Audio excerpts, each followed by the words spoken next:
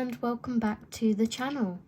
So today, as per the title, you can see that I have a swatching video for you and somewhat of a review. So these are the Paul Ruben 72 Haiya, I want to say Haiya oil pastels. Oil pastels are a medium that absolutely terrify me. This is uncharted territory for me. The last time I properly played with oil pastels was in school, in secondary school, when I did a rendition of Monet's bridge, you know, Monet's water lilies with the bridge, and I got an A star for that piece of work, and that was using oil pastels. Since then, I've not used them. I'm absolutely terrified.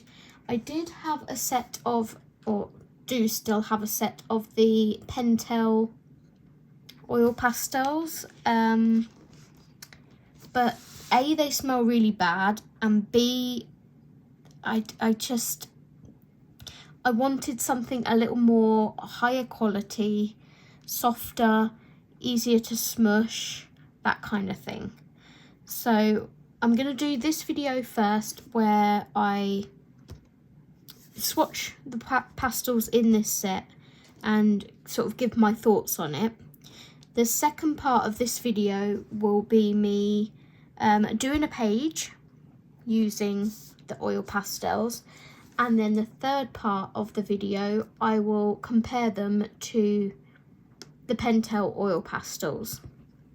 So without further ado, let's open this beautiful box up. I got these from Amazon UK. They were 20% off when I got them, and I believe at the time of recording this on the 27th of March, they're still on 20% off at £35 something, I want to say. I will link them, of course, in the description below in case you would like to check them out. They have all different sizes of sets, but me being me, full set syndrome girl, I wanted the biggest set, which is currently the 72 colours. So they come beautifully packaged in this box. It's quite big compared to my hands. They did come in like plastic wrap, but I've taken that off for the purpose of the video. So let's get into the box. So upon opening them, we have our little leaflet here, and this shows you all of the size sets that you can get. So they come available in 12, 24, 36, 48, 60 and 72. So in 12 set increments, and the set that I have is this one here. And then on the back we have some information about the sets as well. The different types of techniques that you can use with oil pastels. And yeah, that is our little leaflet.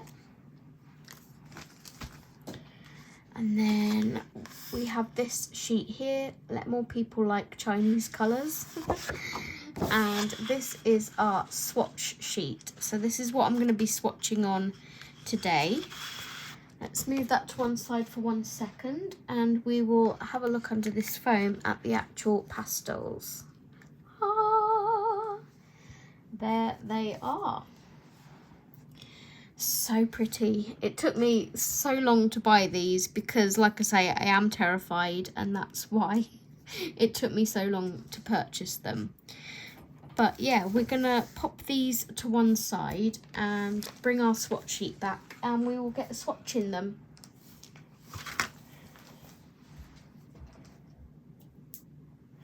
I probably will speed up the video just for the purpose, because it might take me a while to swatch 72 colours. So I will see you when I have finished swatching. I hope you enjoy.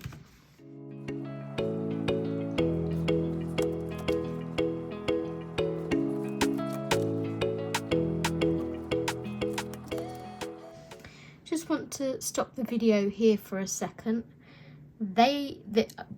This is like really oily. Can you see that on my fingers? Look, covered in oil, but they are so soft and buttery. I'm gonna need a tissue. Back on with the swatch.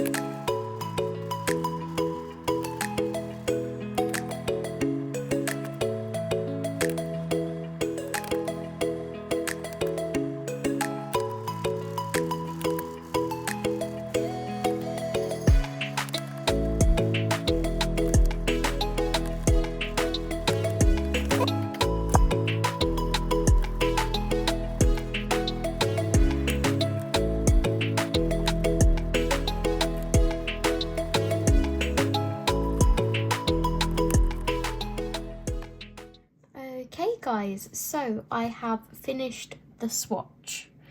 I'm a little bit messier than what I was before I started it, but you can expect that with oil pastels, especially how soft and buttery these are.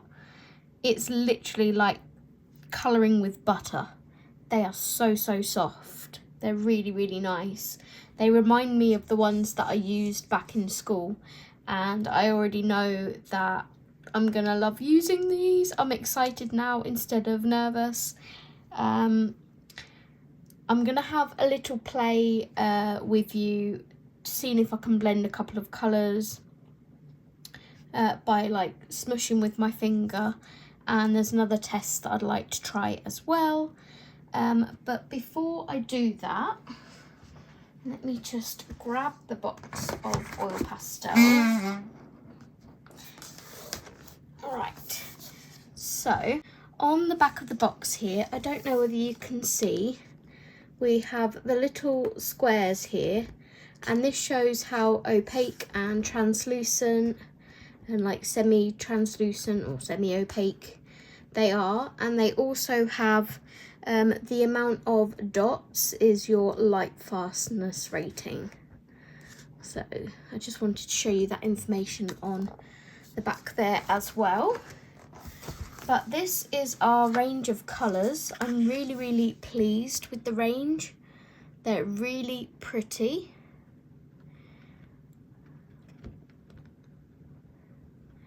Really good selection. We've got some nice greys, some sort of blue grey here, which is a nice colour. A nice couple of sort of olivey greens, sagey greens. Really nice selection of colours. So let's pop our swatch to one side and bring this box back in. I've already got bits all over the box, so I'm going to have to get a baby wipe and clean those off. Yeah, so I've literally just put this sheet of paper on here, and this is something else I wanted to point out. This may sound stupid, but these oil pastels are really oily. So I think it was one of these oranges or yellows that I first noticed. It was this one. Can you see the oil on that? Look. Look at that. They are so oily. If I pop my fingers on there, look. Oily. So yeah, really, really oily, but they're so buttery. Oh, I'm excited. Right, so let's grab 3 colours. We'll try like a sunset gradient maybe. Like red into orange into yellow. They do have numbers on them. So this is number 29. So it has the number and the name. So this one is called Red Light.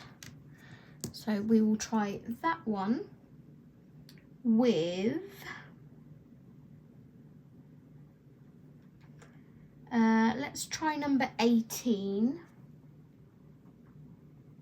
which is this one. 1, 2, 3, 4, 5, 6, 7. This one.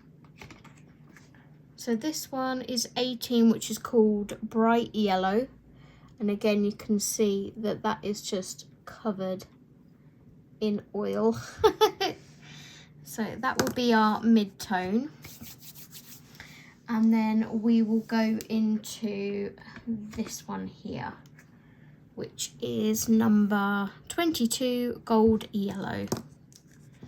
So that's going to be our blend. I'm nervous, but we're going to do it together. So, not sure if it's best to do light to dark or dark to light, or do dark, light, and then put the other one in the middle. So let's have a play. We'll try all ways and see what works best. So we'll go our darkest colour.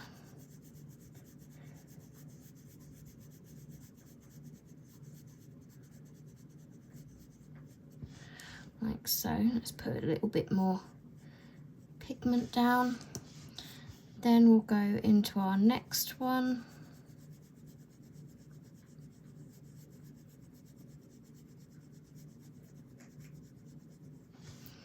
And then into our lightest.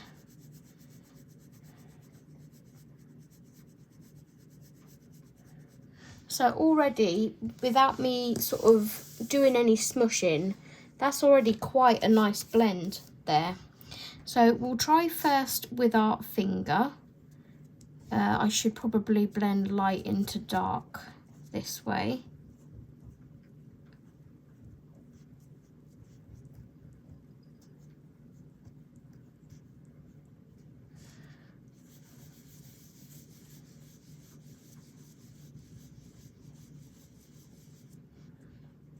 Okay. I quite like that. It's not quite what I was hoping for, but it's a nice blend. Maybe I didn't have enough pigment down to smush, I'm not sure. We'll try again, but we'll try blending dark to light, like with my finger. So we'll put some of the darkest colour down. Then our mid-tone again, whoops, slippery. And I am slightly overlapping the previous colour to try and get like a smoother blend. Okay. Like so. And I'm going to try going dark into light and see if it makes much of a difference.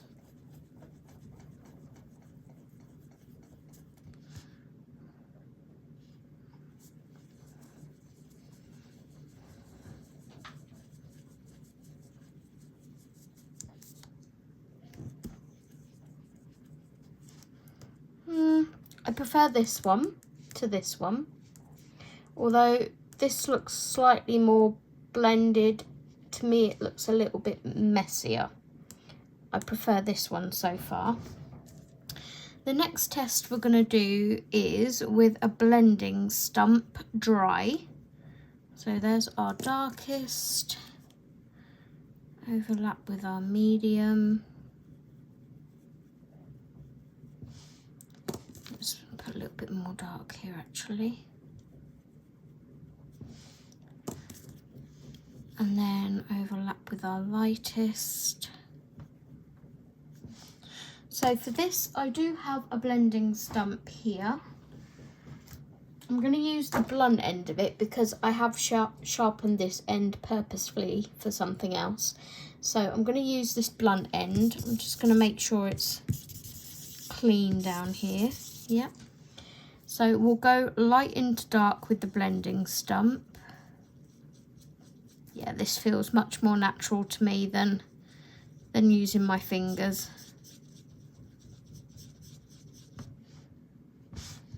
Okay, I'm going to clean that off down the bottom of the paper here, and then I'm going to go in again.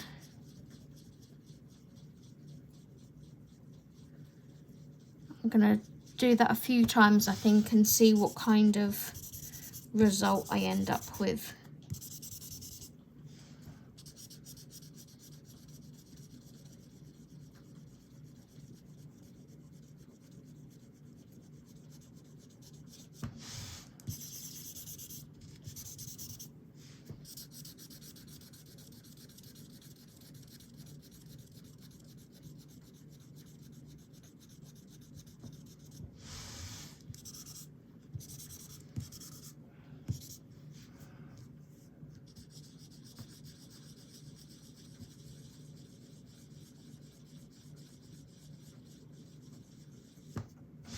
So as you can see, I'm just sort of trying to work the two sort of where the colours meet together to see if I can get it a little bit more seamless, because at the moment it's a really nice blend, but you can see where the colours meet still, and you shouldn't really see that. It should be seamless.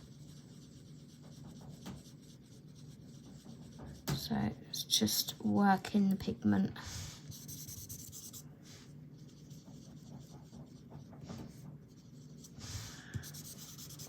Okay, so that's a little bit nicer. To me that feels a lot more natural, and I prefer the result because it's a lot more vibrant. If you're wanting something softer, then I would probably use this method. The next test that I want to do is I'm gonna get rid of all the pigment on there. So we're gonna do our dark to light again with the same colours.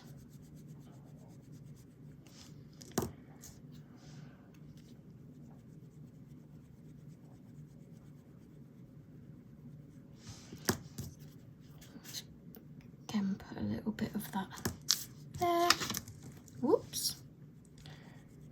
And overlap that slightly with the yellow. They're so soft. Okay, I'm going to pop those to one side.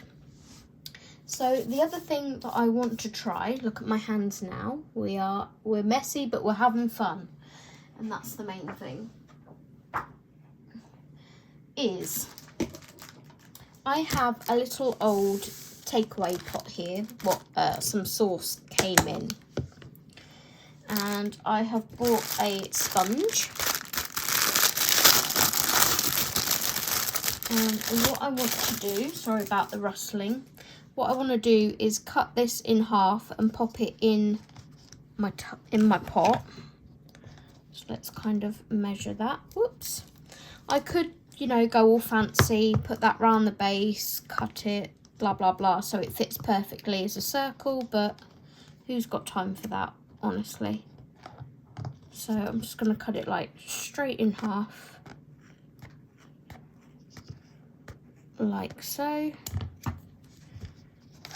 and then squish that into the pot, like so. See? And then we'll keep this half for another use. I'll put that back in there. So then what I'm going to do is grab some Zest It, which is like, I would say odorless mineral spirits, but this isn't odorless. It smells citrusy.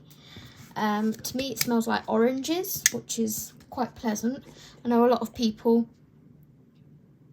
don't particularly like the smell of this stuff. To me, it doesn't really bother me. I'm not sure how much to pour in here, so we'll go with that to start with. We can always add more. And that sponge will then soak that up. And what we're going to do is we're going to use our tortillon and just sort of pat that in there so it gets moist. Sorry if you don't like that word. And we're going to try blending with the Zest It.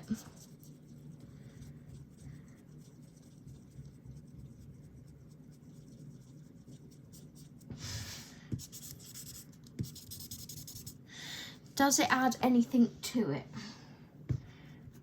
I'm not sure.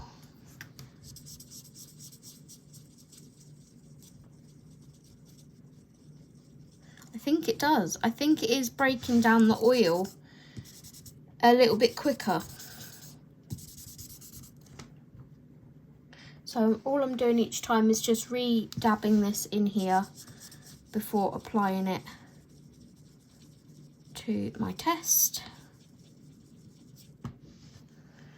And clearing off down here my excess. Obviously when I'm doing this in the colouring book, I will have a scrap piece of paper off to one side.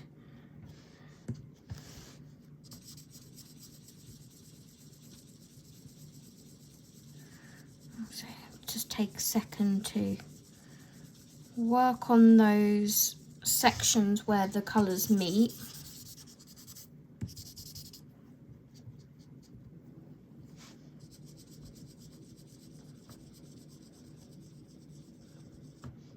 Okay, I like that. I like that.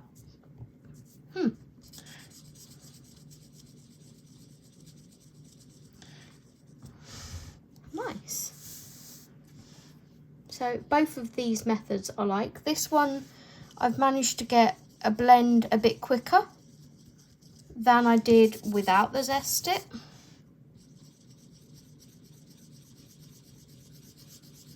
Obviously, I would advise with most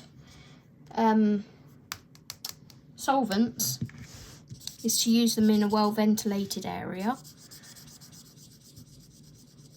If you don't like strong smells, maybe wear one of those masks.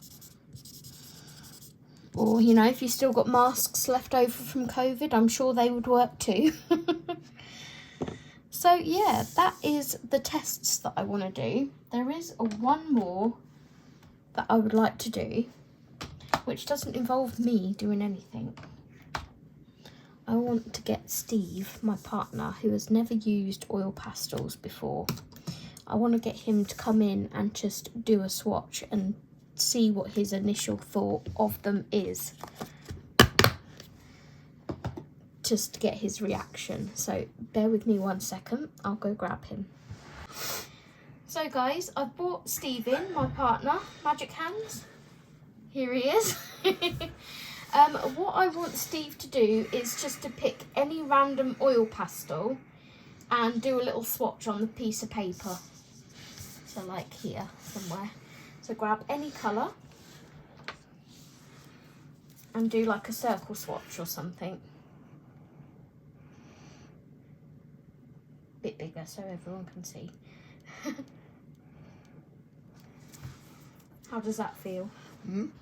Nice. Nice feel. Try another one.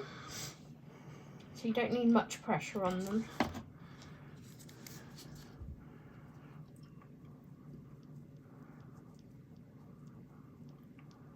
What would you describe them as feeling like?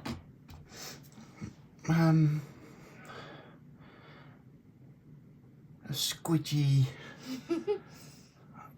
They're quite nice to handle. Yeah. Right, so you grabbed that orange there. Do you want to grab like a yellowy orange, not too far apart, something that would blend nicely into it. And sort of do a swatch above. Oily, aren't they? Yeah, very oily. Do a swatch above it and like overlap it a little bit.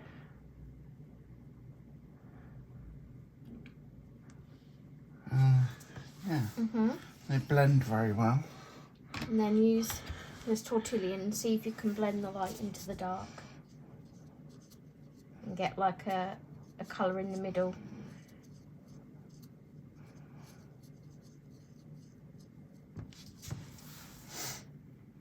What do you think? Very easy to use. Make a nice sunset and like that. So you just spread it out. That'll make a nice. Yeah, you got to be careful because you're blending your orange, your red into your yellow though. But yeah, I could see if with a bit of practice Yeah. with them, it'd be quite easy. Yeah. You That's like a nice flame. a flame. Do you like my blends that I got here?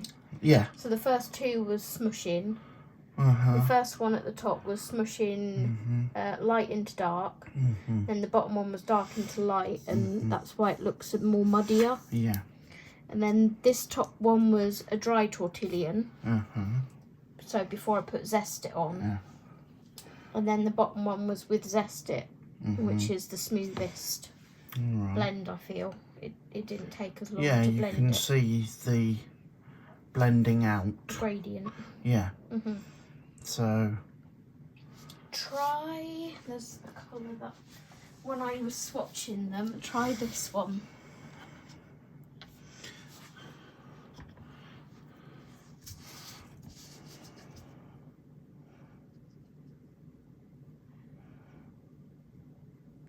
It's a nice colour. Yeah.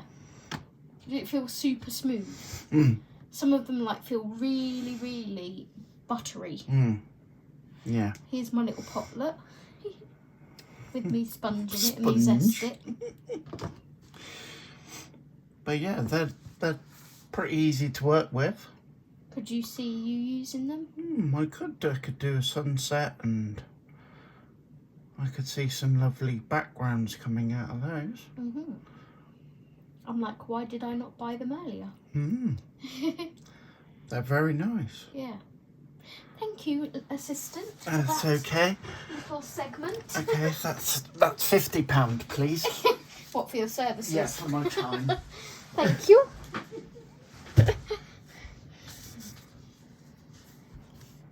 So yeah, they obviously do need practice, and if I'm going to be using this kind of method, I need to practice that as well. They feel a lot different when you're doing the smush method to using the tortillion to blend. This feels smoother and this feels more like rubbery. So, but yeah, those are the tests that I wanted to do in this video with them. Like I just said to Steve, I'm kind of gutted that I didn't buy them sooner, but really glad that I own them now. So let's pull this out. I'm going to leave this sheet here and then pop this one on the top. And then, like I say, put my lid on, but I do need to try and get rid of some of these. So I'm going to also grab some, oops, that's the lid. I'm also going to grab some baby wipes when I'm in town tomorrow, because I believe you can blend them with baby wipes. So that's another test that I'd quite like to do, maybe at the start of the next video before I start using them properly.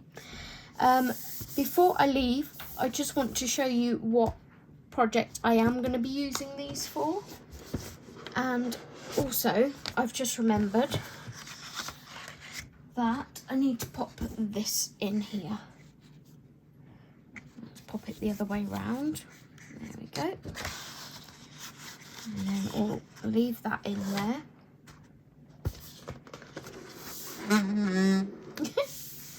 Right, so I'm going to show you the project that I'm going to be using those on next time.